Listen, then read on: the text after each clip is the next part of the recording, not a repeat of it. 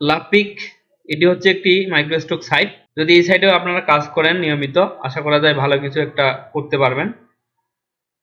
তো লাপিক নিয়ে এর আগে আমি দুটি ভিডিও আপলোড করেছি। একটি হচ্ছে কিভাবে আপনারা অ্যাকাউন্ট ক্রিয়েট করবেন এবং এখানে কিভাবে এআই ইমেজগুলো সেল করা যায়, হ্যাঁ, এআই ইমেজ আপলোড করে আপনারা কিভাবে এখানে আর্ন করবেন এই বিষয় নিয়ে একটা ডিটেলস ভিডিও আছে। এই ভিডিওটা আপনারা দেখতে পারেন, তাহলে অনেক কিছু শিখতে পারবেন। তো আজকের টপিক হচ্ছে যে এখানে আপনারা কিভাবে ভেক্টর ফাইলগুলো আপলোড করবেন। ওকে, কিভাবে রেডি করে আপনারা এখানে আপলোড করবেন সেই প্রসেসটা আজকে দেখাবো। তো এখানে আমি একটা ঘড়ি ডিজাইন করেছি, এই ঘড়িটা আমি আপনাদের দেখাবো যে কিভাবে ফাইল রেডি করে এখানে আপলোড করতে হয়। তো এরকম ঘড়িগুলো যদি ডিজাইন করতে চান বা আপনারা যদি শিখতে চান, আমার ইউটিউব চ্যানেলে একটা প্লেলিস্ট পাবেন গ্রাফিক ডিজাইনের ফুল কোর্সের।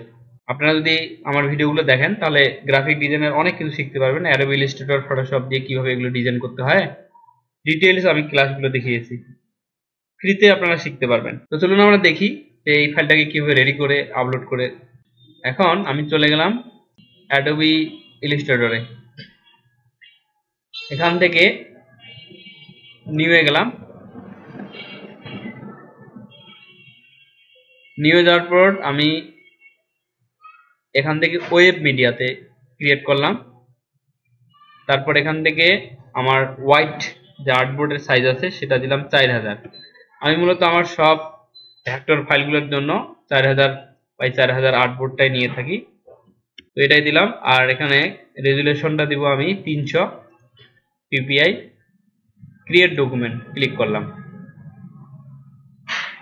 ক্লিক করার পরে এখন আমাদেরকে এই ভেক্টর ফাইলটা আছে না, এই ভেক্টর ফাইলটা আমি গ্রুপ করছি, ঠিক আছে, এটা গ্রুপ করা আছে, দেখেন এটা গ্রুপ করে রাখছি আমি। এরকম সুন্দর করে আগে ডিজাইন করবেন, হ্যাঁ, ডিজাইন করে তারপর আপনারা এখানে আপলোড করবেন, রেডি করে আপলোড করবেন। তো এগুলো অনেক ভেক্টর ফাইল আছে যেগুলো এআই দিয়েও তৈরি করা যায়। তো সেই ফাইলগুলো আর এরকম প্রফেশনাল ডিজাইনগুলো আপনারা একইভাবে, হ্যাঁ, সেম প্রসেসে আপনারা আপলোড করতে পারবেন। তো আমি এটাকে টান দেই, টান দিয়ে এখানে রাখলাম। একটা আমি ব্যাকগ্রাউন্ড নিব, হ্যাঁ, ব্যাকগ্রাউন্ড নিব হচ্ছে এই কালার। তো এই ব্যাকগ্রাউন্ডটাকে এদিকে টেনে নিয়ে যাচ্ছি। তো এই ব্যাকগ্রাউন্ডটার সাইজটাও আমার 4000 বাই 4000 আছে, এটা আপনারা এইভাবেও নিতে পারেন। এই যে রেক্টাঙ্গল টুলে গিয়ে এখানে ক্লিক দিবেন, 4000 বাই 4000 পিক্সেল, 4000 দিলাম, ওকে দিলাম, এই যে চলে আসছে। এখন এখান থেকে অ্যালাইন টু আর্টবোর্ড এখানে ক্লিক দিলাম, এখানে ক্লিক দিলাম, হ্যাঁ, বাস মিডিলে চলে আসলো। এখন এই ডিজাইনটাকেও আমি এখানে নিয়ে আসি, এটা মনে হয় নিচে চলে গেছে, অ্যারেঞ্জ থেকে ব্রিং টু ফ্রন্ট করে দিব, এখানে একটা ক্লিক, এখানে একটা ক্লিক, বাস এটা আমার একদম মিডিল পজিশনে বসে গেল। আমি একটু ছোট করে নিই আর একটু বড় করে নিই, হ্যাঁ, খুব ছোট করা যাবে না। তো আমার ফাইলটা আমি বসাইলাম, আমার যে ভেক্টর ফাইলটা আছে সেটা এখানে বসালাম সুন্দরভাবে। এখন এটাকে আমি কি করব, সেভ করব। দেখেন কিভাবে সেভ করতে হয়। তো সেভ করার আগে আমি একটু লাকপিকে গিয়ে আপনাদের দেখাই যে এদের যে রিকোয়ারমেন্ট গুলো কি বলছে সেটা একটু দেখাই, তাহলে আরো ক্লিয়ারলি বুঝতে পারবেন।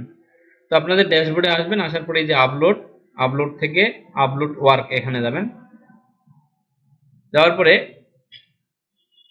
এখানে বিভিন্ন ক্যাটাগরিতে আপলোড করতে পারবেন, বিভিন্ন প্রকার ফাইলগুলো এখানে আপলোড করতে পারবেন, যেমন টেমপ্লেট, গ্রাফিক্স, ফটো, ক্রিয়েটিভ, তারপর ইলাস্ট্রেশন, ব্যাকগ্রাউন্ড, পাওয়ার পয়েন্ট, এগুলো নিয়ে কাজ করতে পারবেন। তো আমি আজকে যেহেতু ভেক্টর দেখাচ্ছি তাহলে আমাদের ক্যাটাগরি হবে এটা, I want to upload to this category, এখানে ক্লিক দিলাম।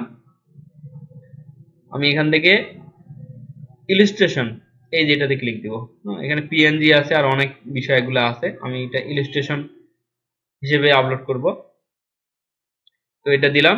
এখন এখান থেকে আমাদের এটা কোন ক্যাটাগরিতে যায়, এডুকেশন, বিজনেস, দিতে পারি আমরা, কোনো সমস্যা নেই, যে কোনো একটা দিতে পারি, বা আমরা আদারটাও দিতে পারি, আপনি আদারটা দিতে পারেন, কোনো সমস্যা নেই। আর এখান থেকে কোনো কিছু যেহেতু নাই, এটা নাল হিসেবে থাকবে। আচ্ছা, এখন এই যে ফরম্যাট এন্ড সাইজ রিকোয়ারমেন্ট, এখানে যদি আমি ক্লিক করি, দেখেন ভেক্টরের জন্য কি কি রিকোয়ারমেন্ট গুলো এখানে লেখা আছে, একটু পড়ে নেবেন। এখানে বলছে যে the size of each source file should be no more than 300 MB। হ্যাঁ, মানে 300 MB এর উপরে হওয়া যাবে না। 301 MB ও যদি হয় তবুও কিন্তু চলবে না, এটা আপলোড করতে পারবেন না। আর ফাইলটাকে সেভ করতে হবে 2017 যে ভার্সনটা আছে তার আগের যে কোনো ভার্সন আপনারা করতে পারবেন, বা 17 ভার্সনটাও নিতে পারেন, কোনো সমস্যা নেই। আমার এটা ইলাস্ট্রেটরের যে সফটওয়্যারটা, যে এটা 17 ভার্সনে আমি কাজ করি। ওকে, তারপরে the text should be outline and the image should be embedded। যদি কোনো ইমেজ ইউজ করেন তাহলে এমবেড করে দিতে হবে, আর যদি কোনো টেক্সট গুলো থাকে তাহলে সেগুলোকে ক্রিয়েট আউটলাইন করে দিবেন। হ্যাঁ, মানে ভেঙে দিবেন। এখানে কথাটা বলছে the source file of graphics should be saved in either PSD, AI এবং EPS। তো আমরা আজকে EPS ফাইল দিব বা AI দিতে পারি। হ্যাঁ, যদি ভেক্টর আপলোড করতেছি, PSD-টাও এইভাবেই দিবেন আর কি। হ্যাঁ, ফটোশপে ডিজাইন করে আপনারা PSD-টা এরকম করে আপলোড করতে পারবেন। আর DPI 300 নিতে পারেন, 300 তো নিছি আমি, তো না, 150 নিতে পারেন, কোনো সমস্যা নেই। আর গ্রাফিক্স যে আর্টবোর্ডের সাইজটা আছে, এখানে বলছে যে 2000 বাই 2000 এর কথা বলছে, তো আমরা এর থেকে বেশিও নিতে পারবো, কোনো সমস্যা নাই। ঠিক আছে, এই যে এখানে দেখেন ইলাস্ট্রেশন, হ্যাঁ, ফটো ক্রিয়েটিভ ইলাস্ট্রেশন বলছে যে 2000 বাই 2000 থেকে উপরে নিতে হবে। হ্যাঁ, তাহলে আমরা এদের যে রিকোয়ারমেন্ট গুলো ভেক্টরের জন্য সেগুলো একটু পড়ে নিলাম, করতে হবে। তো আমি আগে ফাইলটা সেভ করি, তাই না? তো এই ফাইলটাকে সেভ করব, ফাইল থেকে সেভ অ্যাজ,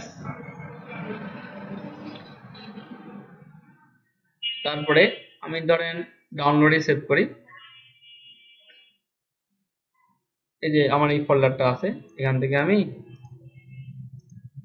নিউ ফোল্ডার নিলাম, এখান থেকে আমি সেভ করি, কারণ এক নাম দিলাম, এআইও দিতে পারি, ইপিএস দিতে পারি। তো আমি বরাবরই ইপিএসটাই দিয়ে থাকি, তো ইপিএস দিলাম। এখন আমি সেভে ক্লিক করব। সেভে ক্লিক করার পরে এটার ভার্সন কত দিতে বলছে, 17 থেকে নিচে। হ্যাঁ, আমি সিসি রাখলাম, কোনো সমস্যা নেই।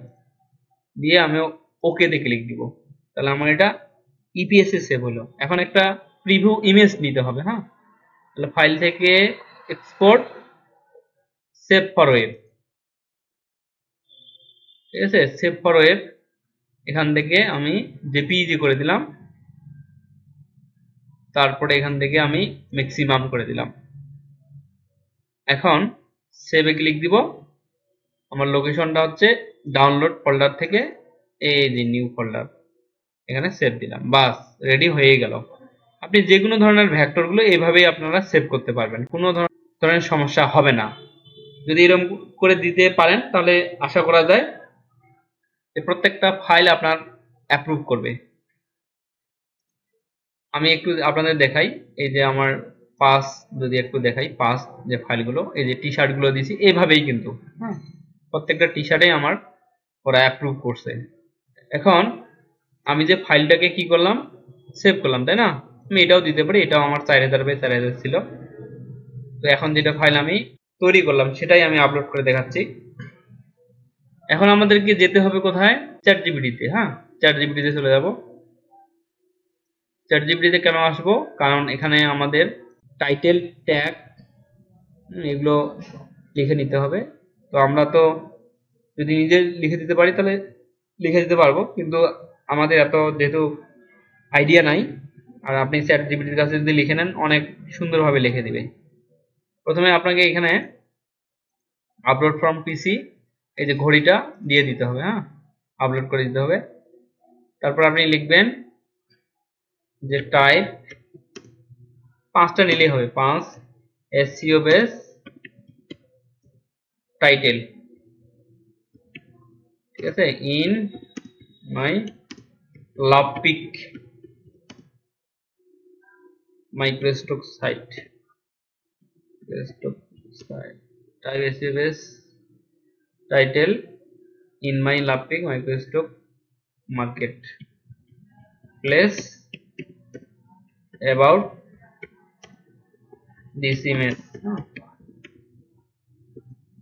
for sell ধরেন, হ্যাঁ দিলাম এন্টার। এরকম করে লিখলেও হবে। বাস সুন্দর করে টাইটেল লিখে দিছে। তারপরে লিখবো যে টাইপ, বেশি নিব না, 50টা নিলাম, 50 SEO base keywords in one line with comma about this picture, about this vector দেই। বাস যেহেতু আমরা ভেক্টর আপলোড করতেছি, এই দেখেন কত সুন্দর করে আমাদেরকে কিওয়ার্ড গুলো লিখে দিচ্ছে, তাই না? তো আমরা এখান থেকে যে টাইটেল গুলো আছে এগুলো নিয়ে নেই। যে ভেক্টর আছে, সিম্পল ক্লোক, আচ্ছা এটাই নেই, ক্লাসিক ওয়াল ক্লোক, কন্ট্রোল সি দিলাম। এখন এটার নামটা চেঞ্জ করে দেই। নামটা আমি চেঞ্জ করে দিচ্ছি, এখান থেকে নামটা চেঞ্জ করে দিলাম। আর এই যে যেটা সোর্স ফাইল বলতে ইপিএস ফাইলটাকে এখন আমাদেরকে কম্প্রেস জিপ ফোল্ডারে কনভার্ট করতে হবে। বাস হয়ে গেছে কাজ। এখন আমরা চলে যাই লাভপিকে, তারপর এখন আপলোড করে দেই।